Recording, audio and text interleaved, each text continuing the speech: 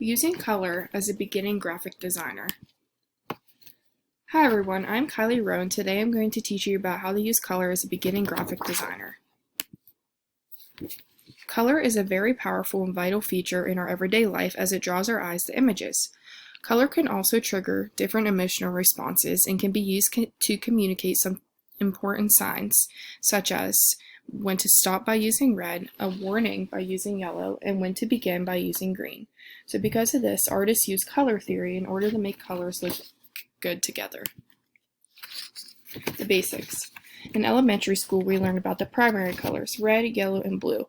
We also learned about the secondary colors, orange, green, and purple, which are created by mixing the primary colors together. If you then continue to mix these colors, you get even more in-between shades known as the color wheel. Colors are also known as hues, and each has a saturation that can be adjusted to either make them more vibrant or more subtle. You can also adjust how dark or light a color is by changing its value. In order to put together professional color schemes, you can use color harmony, which illustrates time-tested color combinations by using the color wheel. We will learn about these harmonies in the next slides. Monochromatic. Monochromatic color harmony uses only one hue, which you then can adjust the saturation or value, which we talked about, in order to create different variations of that color. These colors are always guaranteed to match because they are all from the same family. Analogous color scheme. Analogous color schemes are always going to be next to each other on the color wheel, such as blues and purples or reds and oranges. Complementary. Complementary colors schemes are opposite to each other on the color wheel, such as red and green. You can add some variety by making complementary colors lighter, darker, or more desaturated.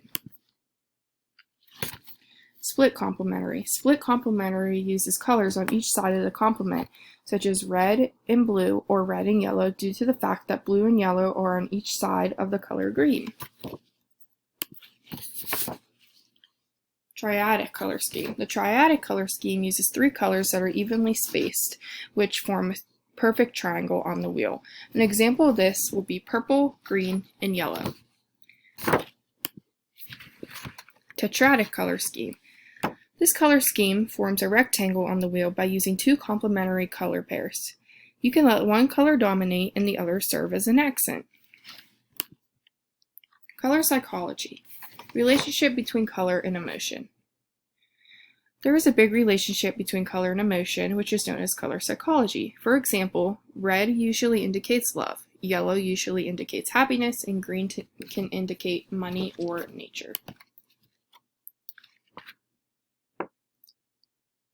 Common mistakes. As you piece together all these schemes and decide which one you want to use, you also need to make sure that you are keeping common mistakes in your mind, such as not making colors too vibrant when placed next to each other, the colors being too saturated, or colors being too light. You always want to experiment and balance and tone your projects in order to make your design in the project legible and fun to read. Here are some do's and don'ts. This is a don't because the colors are too vibrant and collide with each other, making it difficult to read. This is a do. You can tone down the colors either on the text or the background by changing the lightness, darkness, or saturation. And you can see how it's much better to read and easier to read here. Here is another don't. You don't want to use too much color because it can cause anxiety or exhaustion to the reader, such as these many colors right here. Also a do. You can use colors like black and white in order to balance your design, and then you can add color, which will then stand out. And I hope this helps, and thank you for listening to my lecture.